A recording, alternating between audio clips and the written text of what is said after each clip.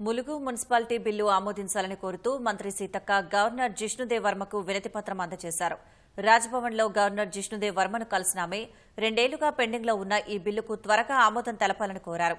తన విజ్ఞప్తికి గవర్నర్ సానుకూలంగా స్పందించారన్న సీతక్క ములుగు జిల్లాలోని గ్రామాలను దత్తత తీసుకునే యోచనలో గవర్నర్ ఉన్నారని వెల్లడించారు. త్వరలో ఆదిలాబాద్, నాగర్ కర్నూలు జిల్లాల పర్యటనకు గవర్నర్ సిద్ధంగా ఉన్నారన్నారు. 2022లో నాటి గవర్నమెంటు బీఆర్ఎస్ గవర్నమెంట్లో మా ములుగును మున్సిపాలిటీగా చేస్తూ ఒక బిల్ పెట్టడం జరిగింది. ఆ బిల్లు చాలా రోజులు 2022లో బిల్లు పెడితే మరి ఆ బిల్లు గవర్నర్ దగ్గర పెండింగ్ ఉండడం జరిగింది.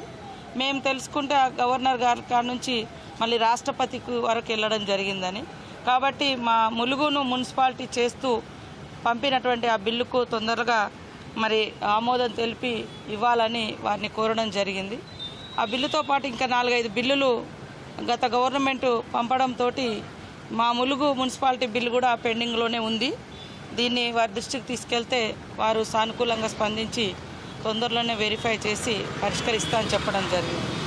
అదేవిధంగా ఈ మధ్యకాలంలో ఆదిలాబాద్లో జరిగినటువంటి సంఘటనలు కూడా మరి వారు అడిగితే వారి దృష్టికి కూడా మేము తీసుకెళ్లడం జరిగింది.